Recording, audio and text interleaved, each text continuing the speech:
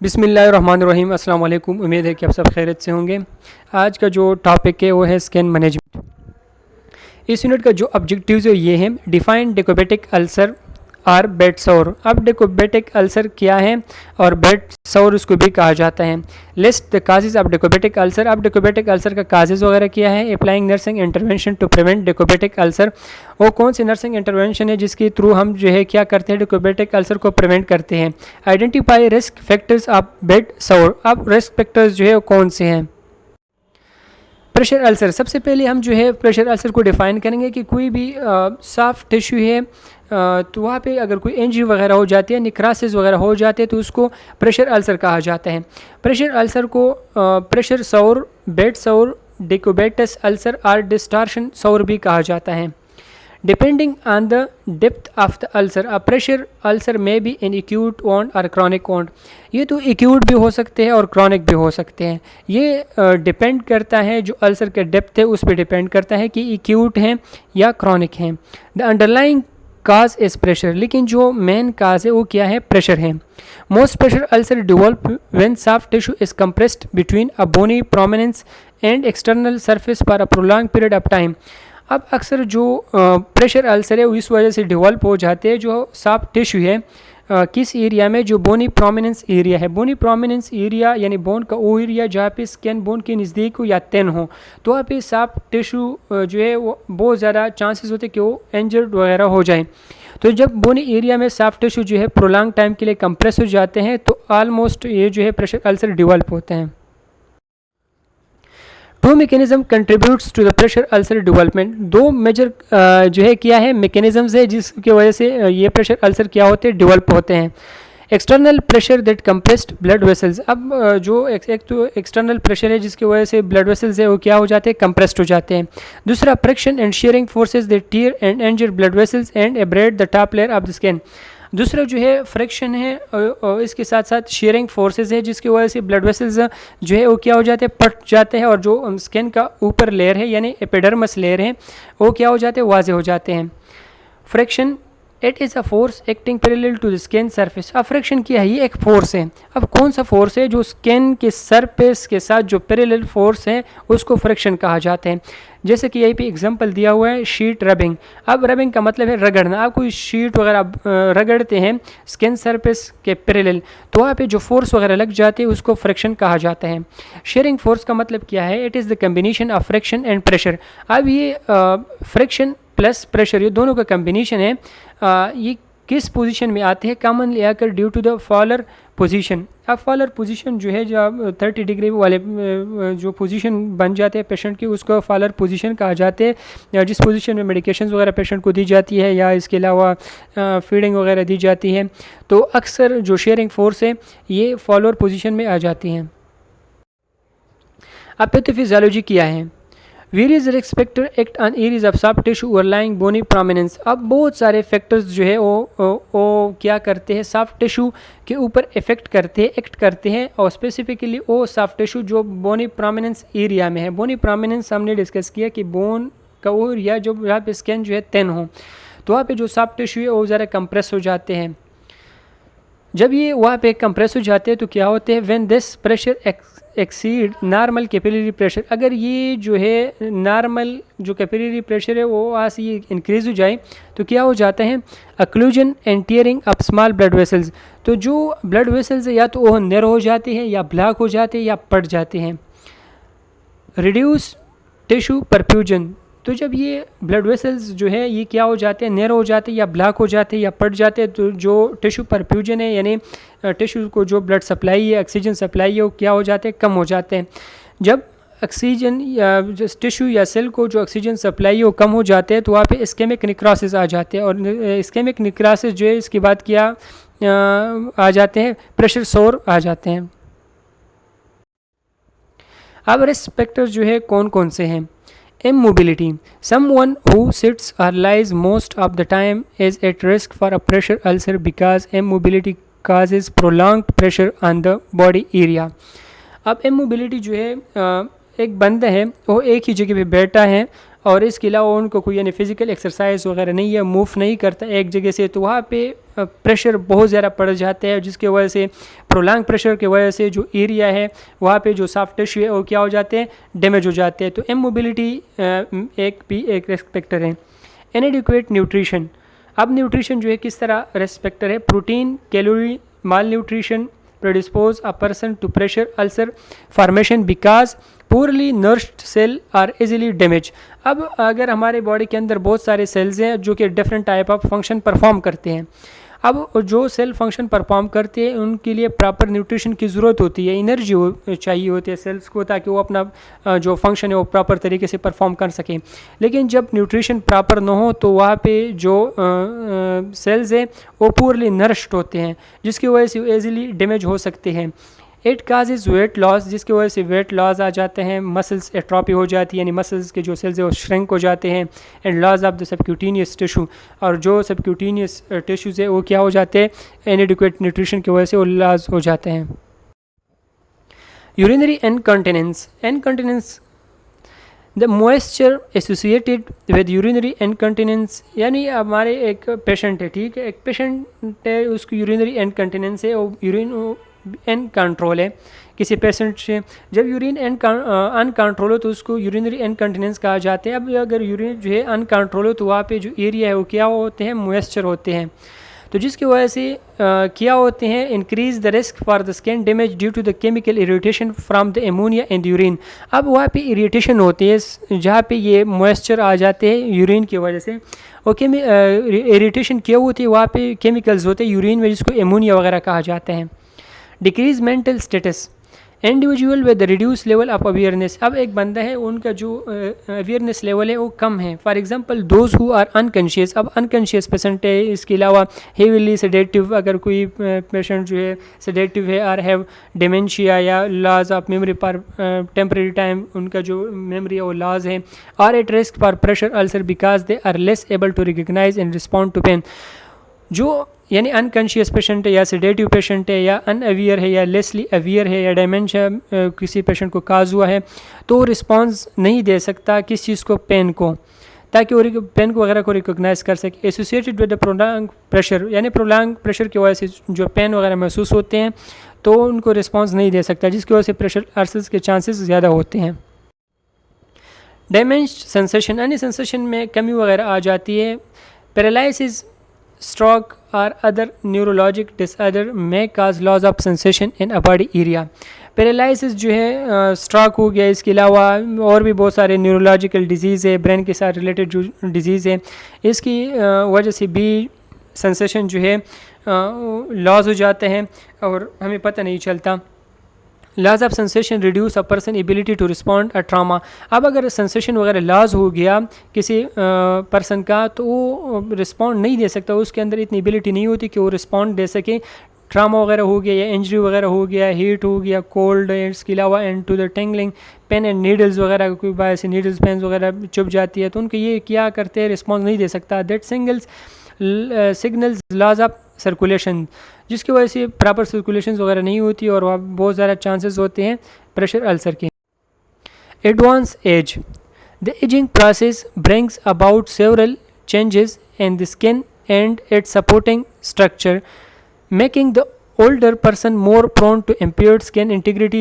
These change include the following। अब जो old patient होती हैं उनकी जो स्किन इंटीग्रिटी होती है वो कम होती है, यानी स्किन के अंदर जो इंटीग्रिटी होती है कम होती है, जिसकी वजह से generalise thinning of the epidermis, जो एपिडर्मस है यानी outer most layer of the skin है वो थिन हो जाते हैं। Decrease strength and elasticity of the skin due to change in the collagen fibre of the dermis. अब डर्मस लेयर के अंदर जो कोलेजन फाइबर हैं वो उसकी जो है कम हो जाती है, जिसकी वजह से जो हमारे स्किन के स्ट्रेंथ या इलास्टिसिटी और लॉस हो जाती है। Increase dryness due to decrease in the amount of oil produce by the subcutaneous gland. अब जो ड्राइनेस है वो क्या हो जाते हैं, इंक्रीज़ हो जाती है। किस वजह से इंक्रीज़ हो जाती है, जो सेबेशियस ग्लैंड है, सेबेशियस ग्लैंड वो ग्लैंड है जो हमारे स्किन में क्या एक्सक्रीट करते हैं, ऑयल एक्सक्रीट करते हैं। तो जब सेबेशियस ग्लैंड जो है प्रॉपर ऑयल सिक्रीट नहीं करता तो वहाँ पे ड्राइनेस आ जाती है। Damaged pain perception due to reduction in the number of cutaneous end organs responsible for the sensation of pressure and light touch. diminished venous and arterial flow due to aging vascular wall. Chronic medical conditions, अब वो कौन सी medical condition chronic medical conditions है जिसकी वजह से pressure ulcer के chances होते हैं. Certain chronic condition such is the diabetes and cardiovascular disease are risk factor पर स्किन ब्रेकडाउन. अब दो ये बड़े डिजीज़ है, क्रॉनिक डिजीज़ है. क्रॉनिक डिजीज़ वो डिजीज़ होती है जो मोर देन 6 मंथ्स से प्रेजेंट हो, तो उसको क्रॉनिक डिजीज़ कहा जाते हैं. तो इसमें डायबिटिस और कार्डियोवास्कुलर डिजीज़ जो ये भी एक रिस्क फैक्टर है. स्किन ब्रेकडाउन के चांसेस बहुत ज़्यादा होते हैं या जो हीलिंग प्रोसेस है वो डिले होते हैं. This condition compromise oxygen delivery to tissues by poor perfusion. अब ये अगर डिजीज़ किसी पेशेंट में ये डिजीज़ है या इस कंडीशन में जो ऑक्सीजन डिलीवरी होती है टिश्यू को वो प्रॉपर नहीं होती यानी स्लो होती है, poor perfusion and thus cause poor and delayed healing and increase risk का प्रेशर सोर. अब वहाँ पे क्या करते हैं, ये जो हीलिंग है यानी जो प्रोसेस है उसको डिले करती है और स्लो करती हैं और वहाँ पे क्या हो जाते हैं, प्रेशर सोर डेवलप हो जाते हैं. अदर फैक्टर्स में क्या आ जाते हैं, other factors contributing to the formation of pressure ulcer are poor lifting and transferring techniques, incorrect position, hard support surfaces and incorrect application of pressure relieving devices. Other factor में ये आ जाते हैं कि पेशेंट को जो है एक जगह से दूसरी जगह पे लेके जाना, लेकिन उसके पूर्ण तरीके से वो करते हैं उसको जो शीट्स है इसके साथ जो है रबर रगड़ना पेशेंट को, तो ये भी चांसेस आ सकते हैं. इसके अलावा जो ट्रांसफरिंग टेक्निक है वो प्रॉपर ना हो या इनकरेक्ट पोजीशन में पेशेंट को लेटाना बिठाना, ये इसकी वजह से भी चांसेस आ जाते हैं. And incorrect application of pressure relieving devices, ऐसी डिवाइसेस जिसकी वजह से प्रेशर अल्सर जो है हम रिमूव करते हैं वो प्रॉपर तरीके से अगर हम यूज़ ना करें तो ये भी क्या है, एक रिस्क फैक्टर है. अब ये कॉमन साइड्स हैं जिस प्रेशर अल्सर के, ये बैक ऑफ द हेड है, शोल्डर, एल्बो, बटक्स, हील वगैरह, ये जो है मेन कॉमन साइड्स है जहाँ पे प्रेशर अल्सर आ जाते हैं. बोनी प्रोमिनेंस एरिया है. इसके अलावा ये व्हील चेयर भी दिया हुआ है कि व्हील चेयर में कोई पेशेंट वगैरह बैठे हैं तो प्रेशर अल्सर कहाँ पे हो सकते हैं. यहाँ पे शोल्डर ब्लेड दिया हुआ है. इसके अलावा बटक्स के चांसेस बहुत ज़्यादा है कि वहाँ पे प्रेशर अल्सर हो जाए. या इसके अलावा जो है बाल ऑफ फुट या हील वगैरह जो एरिया वगैरह है. स्टेज ऑफ प्रेशर अल्सर, अब हम स्टेज के बारे में बात करेंगे कि इनके कौन कौन से स्टेज हैं. Based on the observable depth of the tissue damage there are 4 stage of the ulcer. Stage 1, stage 2, 3, 4.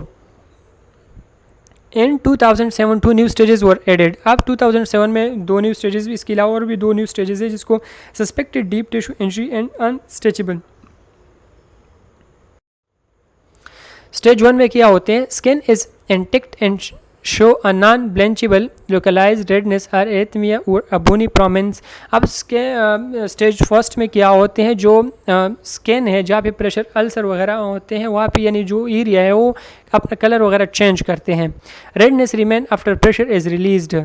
अब जो क्या है, redness remain after pressure is released. अगर प्रेशर वगैरह हम रिमूव करते हैं तो वहाँ पे जो रेडनेस होती है, जो डिस्कलरेशन आया होते हैं वो प्रेजेंट होते हैं.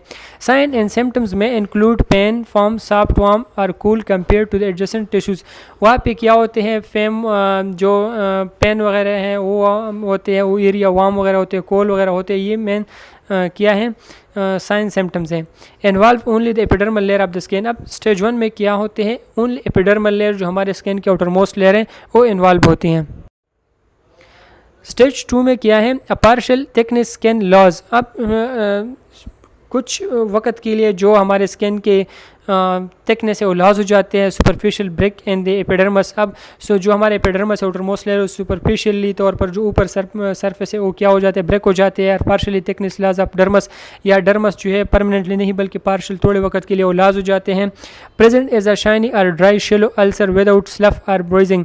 वहाँ पे क्या हो जाते हैं, ड्राई शेलो यानी जो अल्सर वगैरह होते हैं वो शाइनी सा होते हैं, ड्राई खुश्क होते हैं, कोई स्लफ यानी कोई फ्लूइड वगैरह वहाँ पे प्रेजेंट नहीं होती और ना ब्रोजेस वगैरह आए होते हैं. In this stage the ulcer may be reported as blister और एब्रेजन. स्टेज 3 में क्या होते हैं, skin break with deep tissue involvement down to the subcutaneous layer. अब इसमें जो स्टेज 3 में क्या होते हैं, जो स्किन है ये ब्रेक होते हैं और जो नीचे डीप टिश्यूज होते हैं उनको भी इन्वॉल्व कर रहे होते हैं. इसके अलावा ये डाउन टू द सबक्यूटेनियस जो हमारे third layer of the skin है नीचे उसको भी इन्वॉल्व करते हैं. Full thickness skin tissue loss. इसके अलावा जो full thickness of the skin है टिश्यू वो लॉस हो जाते हैं. सबक्यूटेनियस फैट में भी विजिबल बट बोन टेंडन और मसल्स इज़ नॉट एक्सपोज्ड। अब जो सबक्यूटेनियस लेयर में जो फैट्स वगैरह हैं वो विजिबल तो हो जाती हैं, मगर वहाँ पे जो बोन वगैरह है, टेंडन है या इसके अलावा मसल्स वगैरह हैं वो एक्सपोज नहीं होते हैं। स्टेज 4 में क्या होते हैं, skin break with deep tissue involvement down to the bone. अब स्टेज 4 में जो है, स्टेज 3 में जो सबक्यूटेनियस लेयर थे, स्किन का जो इनरमोस्ट लेयर था वो ब्रेक था, वहाँ पे जो स्किन की यानी थिकनेस थी वो लॉस हुआ था, यहीं पे बोन भी इन्वॉल्व होती है, वहाँ पे बोन इन्वॉल्व नहीं थी। अब इसमें क्या होता है, involvement down to the bone tendon और मसल्स, इसमें मसल्स टेंडन बोन वगैरह इन्वॉल्व होती है। Full thickness tissue loss with exposed bone. अब इसमें जो है थिकनेस टिश्यू है वो भी लॉस हो जाती है बोन के साथ साथ, टेंडन्स बोन्स भी एक्सपोज हो जाते हैं, टेंडन्स और इसके अलावा मसल्स वगैरह वो एक्सपोज हो जाते हैं। और इसमें जो है स्लफ और स्कार में भी present on some parts of the wound bed. अब कुछ ऐसे वॉन्ड्स होते हैं उसमें ये कोई फ्लूइड वगैरह होते हैं, स्लफ फ्लूइड वगैरह आ जाते हैं। Often include undermining and tunnelling. Stage 3 and 4 are considered full thickness wounds. अब क्या होते हैं कि जो स्टेज 3 और 4 है इसको क्या कंसिडर किया जाता है, फुल थिकनेस वॉन्ड कंसिडर किया जाता है। अनस्ट्रेचेबल एक ऐसा स्टेज है जो 2007 में एडिट किया गया था इन 4 के साथ। Full thickness tissue loss in which the base of the ulcer is covered by slough. अब इसमें जो फुल थिकनेस टिश्यू है वो लॉस हो जाती है और जो अल्सर है वहाँ पे कवर क्या होता है किसी ने, इसका जो बेस है ये स्लफ कोई फ्लूइड है, येलो, ग्रे, ग्रीन और brown, and or scar brown और black in the wound bed. वहाँ पे फ्लूइड वगैरह के जो यानी अल्सर के जो बेस है वो कवर किया होते हैं फ्लूइड ने। The slough or scar must be removed before the true stage can be determined। अब स्टेज डिटरमाइन करने से पहले क्या करना चाहिए, जो स्लफ या स्कार वगैरह फॉर्मेशन हुआ है अल्सर के ऊपर उसको रिमूव करना चाहिए। Suspected deep tissue injury. It is a purple or maroon localized area of discolored and thick skin or blood-filled blister because of the damage to underlying soft tissue. Level of tissue necrosis is suspected to be deep। अब इसमें क्या होते हैं कि जो आप पे ulcer वगैरह हो जाते हैं वहाँ पे पर्पल या मेरून कलर के डिस्कलरेशन वगैरह क्या हो जाते हैं, अपीयर हो जाते हैं। और जो ब्लड है वहाँ पे ब्लिस्टर्स वगैरह आ जाते हैं because of damage to underlying sub tissue. वहाँ पे जो यानी अंडरलाइंग टिश्यूज़ होते हैं वो डैमेज होते हैं, वहाँ पे ब्लिस्टर्स वगैरह अपीयर हो जाते हैं और जो अल्सर्स वगैरह है वो कलर चेंज करते हैं, स्किन पर्पल या मैरून कलर आ जाते हैं वहाँ पे। और जो इसके अलावा टिश्यू नेक्रोसिस है वो काफ़ी ज़्यादा क्या होते हैं, डीप होती हैं। Risk assessment. अब several scales exist to be assess patient at risk for pressure ulcer development. ये जी यही पे स्केल्स वगैरह दिया हुआ है जिसको द नॉर्टन स्केल्स है, ब्रेडन स्केल्स है, वाटर लो स्केल्स है। ये 3 स्केल्स है इस कुछ में जो है हम क्या करते हैं, न्यूट्रिशनल वैल्यू को आइडेंटिफाई करते हैं, कुछ में फ्रैक्शन आइडेंटिफाई करते हैं, एसेस करते हैं, शेयर एसेस करते हैं या मॉइस्चर्स वगैरह हम देखते हैं। डिफरेंट टाइप ऑफ स्केल्स हैं। Beside these we also use push 3 tool for monitoring ulcer healing। अब ये इसके अलावा पुश एक फार्मूला है जिसके थ्रू हम क्या करते हैं, ये मॉनिटर करते हैं, मालूम करते हैं। पुश में P का मतलब प्रेशर है, U का मतलब अल्सर, S का मतलब स्केल और H का मतलब for healing. Pressure ulcer management include. अब हम जो है किस तरह मैनेजमेंट करते हैं, किसी पेशेंट को प्रेशर अल्सर वगैरह हुआ है तो हम किस तरीके से मैनेज करते हैं। एक तो हम प्रिवेंशन करते हैं, दूसरा क्या है, ट्रीटमेंट है। प्रिवेंशन में हम क्या करते हैं, position changing position frequently and consistently is crucial to preventing bed sore. हम क्या करते हैं, पोजीशन को चेंज करते हैं continuously. Expert advise shifting position about every 15 minutes that you are in a wheelchair. अगर आप कोई पेशेंट है व्हील चेयर में है तो एक्सपर्ट क्या एडवाइस करते हैं कि 15 मिनट्स आफ्टर क्या करना चाहिए, पोजीशन चेंज करना चाहिए। एटलीस्ट वंस एवरी 2 आवर्स, कम से कम 15 मिनट्स पॉसिबल ना हो तो 2 आवर्स के बाद जो है पोजीशन चेंज करनी चाहिए। Even during the night if you spend most of your time in bed. अगर बेड में जो है आप नाइट स्पेंड वगैरह करते हैं तो वहाँ पे कम से कम अपने पोजीशन क्या करना चाहिए, चेंज करना चाहिए। Prevention rule of 30 degree. Reposition bedridden patient according to the rule of 30। Rule of 30 क्या है, जो head of bed elevated no more than 30 degree. अब जो हेड ऑफ द बेड है 30 डिग्री से ज़्यादा नहीं ऊपर नहीं करना चाहिए क्योंकि प्रेशर के जो है चांसेस बहुत ज़्यादा हो जाते हैं। Place body in 30 laterally incline position. अब जो बॉडी का पोजीशन है वो क्या 30 डिग्री पे होनी चाहिए।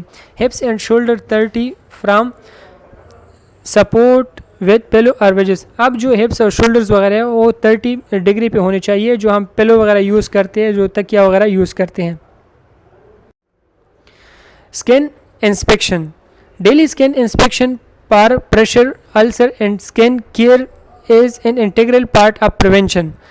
अब स्किन इन्फेक्शन हमें चाहिए कि हम क्या करें, स्किन इन्फेक्शन करें। अब स्किन इन्फेक्शन हमें कब करना चाहिए, डेली बेसिस पे जो है स्किन इन्फेक्शन करना चाहिए, ताकि वहाँ पे कोई प्रेशर अल्सर वगैरह तो नहीं है, स्किन केयर करने के लिए। न्यूट्रिशन का जो है प्रॉपर ख्याल करना चाहिए, जो कि बहुत ज़्यादा मेन रोल प्ले करते हैं। Healthy diet is important in prevention skin breakdown and an wound healing. अब जो डाइट है ये क्या करते हैं, ये प्रिवेंट करते हैं स्किन ब्रेकडाउन को, और इसके अलावा जो वॉन्ड हीलिंग है उसमें काफ़ी ज़्यादा रोल प्ले करती है। अगर किसी को कोई यानी वॉन्ड वगैरह है, अगर प्रॉपर डाइट नहीं है तो हीलिंग प्रोसेस जो क्या होगी, स्लो होगी। Adequate hydration to maintain the skin integrity. अब प्रॉपर वाटर जो हाइड्रेशन लेवल है वो मेंटेन रखना चाहिए, ताकि स्किन इंटीग्रिटी जो है वो मेंटेन हो सके।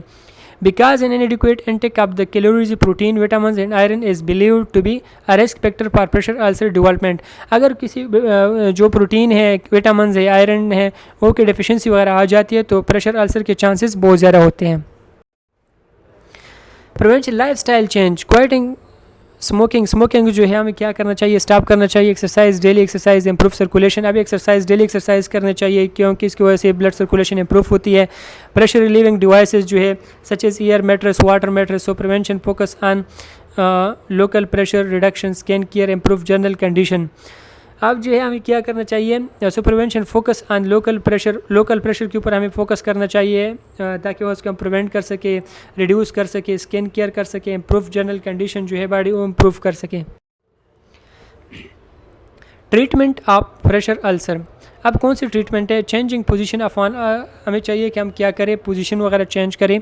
यूजिंग सपोर्ट सरफेसेस, जो सपोर्ट सरफेस हम वो इस्तेमाल करें। क्लीनिंग, सफाई का ख्याल करें। कंट्रोलिंग इनकंटिनेंस, जो इनकंटिनेंस है यानी अनकंट्रोल यूरिन वगैरह लॉस होती है बॉडी से, तो उनको कंट्रोल करें। रिमूवल ऑफ डैमेज टिशू, जो डैमेज टिश्यू है उसको रिमूव करें। ड्रेसिंग का केयर करें। ओरल एंटीबायोटिक्स दें। हेल्दी डाइट का ख्याल करें और सर्जिकल रिपेयर करें। Rule of nurse in prevention and management of bed सोर। अब नर्स का क्या रूल है कि वो क्या करे, जो बेड सोर है उसको प्रिवेंट कर सकें। The nurse must continuously assist the client who are at risk for pressure ulcer development. अब नर्स को चाहिए कि वो कंटिन्यूसली क्या करे, पेशेंट को असेस करें। असेस द क्लाइंट, किस चीज़ के लिए असेस करें, the predisposing factors for bed sore development, यानी ऐसे फैक्टर्स जिसकी वजह से चांसेस होते हैं बेड सोर डेवलपमेंट होने के, तो हमें क्या करना चाहिए, असेस करना चाहिए। Skin condition at least twice a day. अब स्किन कंडीशन चेक करना चाहिए कि इंटीग्रिटी वहाँ पे स्किन इंटीग्रिटी कैसे है, कम एटलीस्ट जो है क्या करना चाहिए, ट्वाइस अ डे चेक करना चाहिए।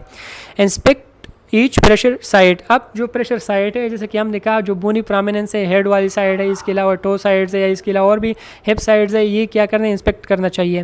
Palpate the skin for increase warmth. अब टेम्परेचर चेक करना चाहिए, स्किन पालपेट करना चाहिए कि वहाँ पे जो है कोई वार्मनेस वगैरह है या नहीं। Inspect for dry skin, moist skin, breaks and skin. कोई स्किन को जो है इंस्पेक्ट करना चाहिए कि वहाँ पे कोई ब्रेक्स वगैरह तो नहीं है, स्किन ड्राई है या मॉइस्ट वगैरह है। एवलवेट लेवल ऑफ मोबिलिटी। अब जो है मोबिलिटी के लेवल हमें क्या करना चाहिए, इंक्रीज़ करना चाहिए। अगर कोई पेशेंट है उनके मोबिलिटी लेवल क्या है, कम है, तो वहाँ पे जो सर्कुलेशन है वो प्रॉपर नहीं होगी, तो हमें क्या करना है, मोबिलिटी को इंक्रीज़ करना है। Evaluate circulatory status, oedema, peripheral pulse. हमें जो सर्कुलेटरी स्टेटस है उसको क्या करना है, इंक्रीज़ करना है, ताकि वहाँ पे कोई एडिमा वगैरह है वो क्या हो जाए, ख़त्म हो जाए। एसिस न्यूरोवास्कुलर स्टेटस। अब न्यूरोवास्कुलर स्टेटस को हमने क्या करना है, एसिस करना है। Determine presence of incontinence. अगर कोई इनकंटिनेंस मौजूद है तो उसको डिटरमाइन करना चाहिए। Evaluate nutritional and hydration status. अब न्यूट्रिशन डाइट वगैरह का एसेस करना चाहिए। इसके अलावा हाइड्रेशन स्टेटस देखना चाहिए। Patient with decrease sensory perception. अब कोई पेशेंट है उनका जो सेंसरी परसेप्शन है वो कम है। Assess pressure points for sign of bed sore development. Provide pressure redistribution surfaces. अब ऐसी सरफेस पे पेशेंट को रिप्लेस करना चाहिए जहाँ पे प्रेशर एक स्पेसिफिक जगह पे ना हो, बल्कि ओवरऑल बॉडी जो है इक्वली आप क्या करें, उस पेशेंट को रिप्लेस करें। Patient with incontinence. Assess need for incontinence management following each continence episode, clean area and dry thoroughly। अब एक पेशेंट है उनको इनकंटिनेंस है तो वहाँ पे क्या करना चाहिए, जो एरिया है वो क्लीन करना चाहिए, बल जो है कंप्लीट तौर पर उनको ड्राई रखना चाहिए, क्योंकि वहाँ पे जो है स्किन इंटीग्रिटी और स्किन काफ़ी ज़्यादा नरम हो जाते हैं, सॉफ्ट टिश्यूज़ जो है और डैमेज होने के चांसेस बहुत ज़्यादा होते हैं। Protect skin with moisture barrier ointment. Reposition patient using draw sheet and lifting up surfaces. अब जो है अगर पेशेंट को जो क्या करना है, रिपोजिशन करना है तो ड्रा शीट वगैरह यूज़ करना चाहिए। Avoid dragging the patient in bed. अब जो है पेशेंट को रगड़ना बेड के साथ, ये क्या करना चाहिए, अवॉइड करना चाहिए। Use proper positioning technique, proper जो पोजीशनिंग टेक्निक है वो यूज़ करना चाहिए कि पेशेंट को किस तरह बिठाना है, किस तरह लेटाना है, किस तरह जो है खाना वगैरह देना है, तो इन सब का ख्याल करना चाहिए। यूज़ कंपार्ट डिवाइसेस अप्रोप्रिएटली, जो कंपार्टेबल डिवाइसेस है उनका यूज़ करना चाहिए। पेशेंट विद डिक्रीज एक्टिविटी और mobility. Established individualized turning schedule, change position at least once and 2 hours and more frequently for the highest risk individuals. आप एटलीस्ट जो है 2 hours 2 घंटे के बाद 1 घंटे के बाद जो पेशेंट का पोजीशन है वो क्या करना चाहिए, चेंज करना चाहिए। Client with poor nutrition provide educate nutrition and fluid intake, assist with intake as necessary. अब जो है प्रॉपर न्यूट्रिशन दे, फ्लूइड जो है वो देने चाहिए। इसके अलावा जो है assist with intake as necessary, जितनी इनटेक ज़रूरत हो वो असिस्ट करना चाहिए। Consult dietitian for nutritional evaluation, जो डाइटिशियन है जो न्यूट्रिशन प्रिस्क्राइब करते हैं, न्यूट्रिशन के बारे में बताते हैं, उनके साथ कंसल्टेशन करना चाहिए। Evaluate the ulcer progress every 4-6 days। अब जो है जो अल्सर प्रोग्रेसिव तौर पर है उसके 4-6 days में क्या करना चाहिए, इवालुएट करना चाहिए। Assist the physician or surgeon and bedridden. अब जो है जो कोई फिजिशियन वगैरह हो, सर्जन हो, कोई पेशेंट वगैरह हैं तो उनके साथ जो है असेस करना चाहिए। Educate the patient and family regarding the risk factor and prevention of bed सोर। अब कोई पेशेंट है, इनके साथ कोई फैमिली है, अटेंडेंट वगैरह है, उनको एजुकेट करना चाहिए कि हमने जो है बेड सोर को किस तरह प्रिवेंट करना है, फूड का किस तरह ख्याल रखना है, मोमेंट देना है या नहीं देना है, इन सब चीज़ों का क्या करना है, उनको एजुकेट करना है पेशेंट और इसके साथ जो अटेंडेंट है या फैमिली वगैरह है।